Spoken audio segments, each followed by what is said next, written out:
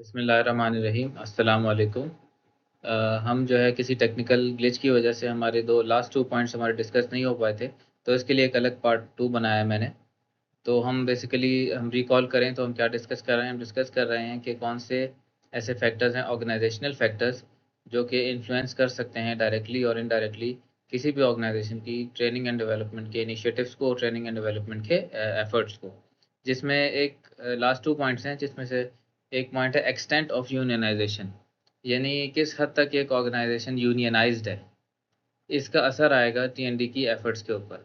कुछ ऑर्गेनाइजेशन बिल्कुल भी यूनियनाइज नहीं होती और कुछ जो है वो काफ़ी हद तक यूनियनाइज्ड होती हैं और कुछ जो है टोटली यूनियनाइज्ड होती हैं।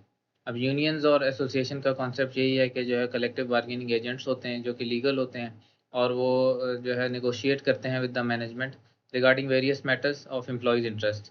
तो वो उनको जो है तो अगर जो है वो ट्रेनिंग और डेवलपमेंट को लिया जाए as an activity that is of interest to the union, तो वो जो है वो उसको भी नेगोशिएट करेंगे, ट्रेनिंग एंड डेवलपमेंट को नेगोशिएट करेंगे ताकि जो है वो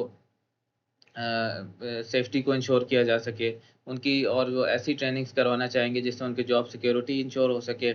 सर्टिफिकेशन ऐसे करवाना चाहेंगे जिसकी वजह से जो है ना उनके पास जो है वो लाइसेंसेस मेंटेन रहें। कोई इलेक्ट्रीशियंस काम कर रहे हैं, कोई अदर वर्कर्स काम कर रहे हैं, उनके पास वो लाइसेंसेस मेंटेन रहें। तो ये ऐसी ट्रेनिंग एंड डेवलपमेंट एक्टिविटीज़ वो करवाना चाहेंगे।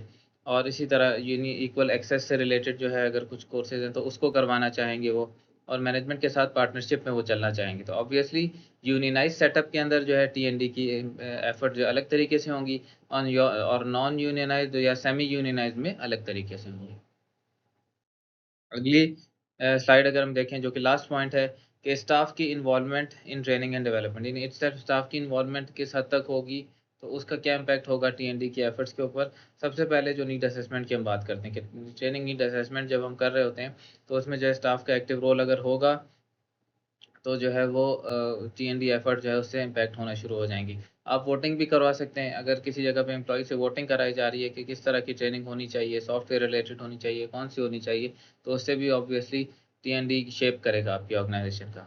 ओनरशिप ऑफ लर्निंग कहाँ तक है, अगर जो है वो स्टाफ जो है वो लर्निंग को ओन करता है और जो है वो स्टाफ ये समझता है कि ये जो हम ट्रेनिंग की एफर्ट हो रही है, ये सिर्फ़ एक जो है ना एक फ़ॉर्मेलिटी नहीं है, बल्कि जो है वो लर्निंग को और डेवलपमेंट को फ़ोकस एरिया बना के चल रहे हैं और उसको ऑन कर रहे हैं, तो उसका अलग इम्पैक्ट आएगा। और पीयर शेयरिंग अगर हो रही है तो उसका इम्पैक्ट है, कंटीन्यूअस फीडबैक है अगर मिल रहा है, जिसको ट्रांसफ़र ऑफ ट्रेनिंग से भी हम जो है रिलेट कर सकते हैं कि ट्रांसफ़र ऑफ ट्रेनिंग में अगर एम्प्लॉइज़ इंटरेस्टेड हैं कि वाक़ई वो जो ऑन द जॉब या ऑफ द जॉब जो भी उन्होंने ट्रेनिंग हासिल की है, उसको इम्प्लीमेंट करना चाहते हैं, तो उसका भी इम्पैक्ट आएगा टीएनडी की ओवरऑल एफर्ट्स के ऊपर, because it it creates a feedback loop.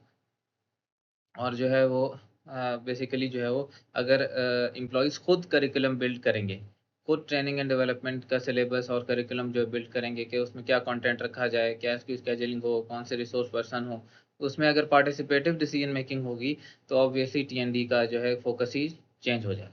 तो ये बेसिकली चंद पॉइंट्स थे जो हमने डिस्कस किए, और हमने ये समझने की कोशिश की कि कौन से ऐसे इंटरनल फैक्टर्स हैं ऑर्गेनाइजेशंस के अंदर, यानी जो कि टीएनडी एफर्ट्स को इम्पैक्ट करते हैं डायरेक्टली और इनडायरेक्टली। तो आई होप कि आप लोगों को इसमें जो है इससे फ़ायदा हुआ होगा और ये आपके लिए प्रोडक्टिव रहेगा। और मज़ीद अगर आप जो है ना इस तरह की वीडियो देखना चाहते हैं तो ज़रूर हमें जो कमेंट्स में बताएं, और इसके साथ-साथ जो है आपकी जो है सजेशन के लिए इम्प्रूवमेंट भी हमारे बहुत ज़्यादा काम आएँगी, ताकि हम इस जो है वो काम को बेहतर तरीके से कर सकें। Thank you very much.